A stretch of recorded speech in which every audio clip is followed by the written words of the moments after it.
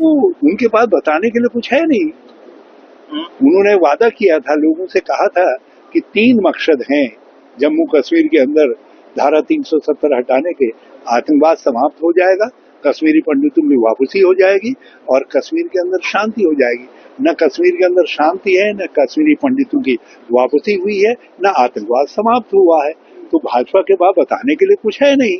तो इसलिए केवल वो नेशनल कॉन्फ्रेंस का नाम लेकर के अपना कल्याण करना चाहते हैं।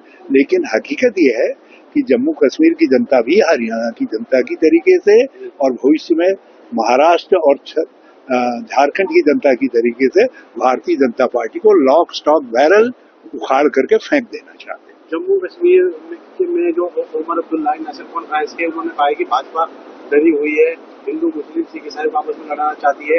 आजादी की लड़ाई में मुसलमानों का भी अहम रोल रहा है। देश की आजादी तो इसी तराने के साथ लाई गई ना। गांधी ने कहा ना, ईश्वर अल्लाह तेरो नाम सबको सन्मति दे भगवान। तो उन्होंने ईश्वर को अल्लाह से जोड़ा और गुरु को आगे रख करके कहा, उसकी वंदना की। और इसीलिए सारा हिंदुस्तान जब एकजुट हुआ तभी हम आजाद हो पाए। नहीं तो जब हम अलग अलग बटे हुए थे तो वर्षों से गुलाम थे, मुगलों के भी गुलाम रहे, अंग्रेजों के भी गुलाम रहे, क्योंकि हम बटे हुए थे। जब हम एक हुए तो हम आजाद हुए। जब हम एक रहेंगे तो हम विश्वगुरु भी बनेंगे, और यदि बटेंगे तो फिर हम पाकिस्तान हमारे सामने बटा हुआ देश है, और पहले 2 टुकड़े हो गए, अब 2 टुकड़े और होने को जा रहा है। तो हमारा आइडियल पाकिस्तान नहीं होना चाहिए, हम किसी का आइडियल होने चाहिए, हम आदर्श होने चाहिए।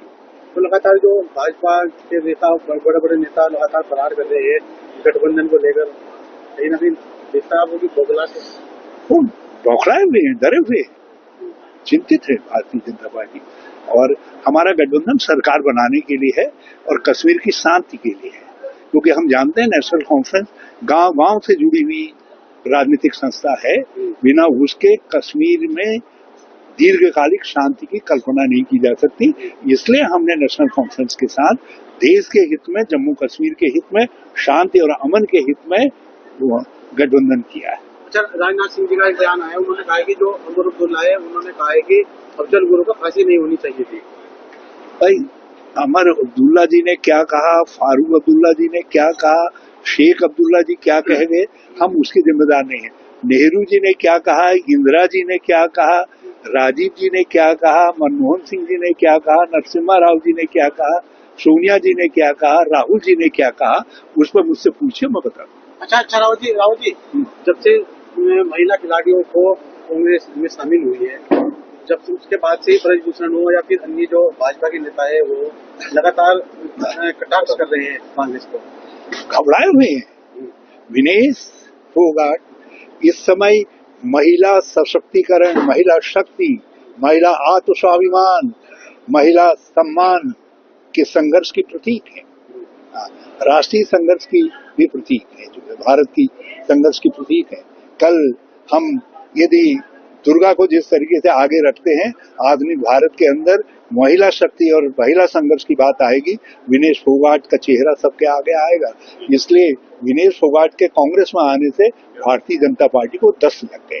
वो ब्रजभूषण ने कहा है, द्रौपदी पांडवों का उदाहरण देते हुए कहा है कि ब्रजभूषण तो भारतीय जनता पार्टी ही ब्रजभूषण को संभाल सकती है।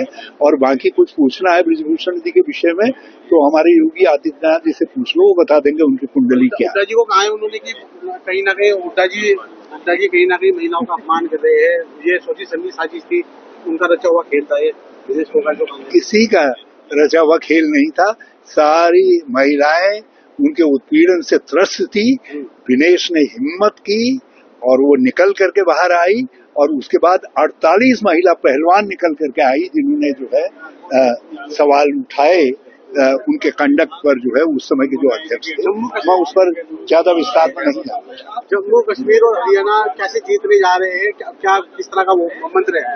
जम्मू कश्मीर भी जीतेंगे, हमारा गठबंधन जीतेगा, हरियाणा भी हम जीतेंगे, और हम महाराष्ट्र भी जीतेंगे, हम झारखंड भी जीतेंगे, हम उत्तर प्रदेश के उपचुनाव भी जीतेंगे, हम उत्तराखंड का केदारनाथ का उपचुनाव भी जीतेंगे, नगर निकाय भी जीतेंगे, पंच नगर और क्षेत्र पंचायतें भी जीते। अभी तक गठबंधन नहीं हो पाया, मगर हरियाणा में तो आम आदमी पार्टी और कांग्रेस कोई बात नहीं, हमें उम्मीद है कि वो स्थिति को समझेंगे और एक व्यवहारिक दृष्टिकोण अपनाएंगे। आप, हमें पूरी उम्मीद है।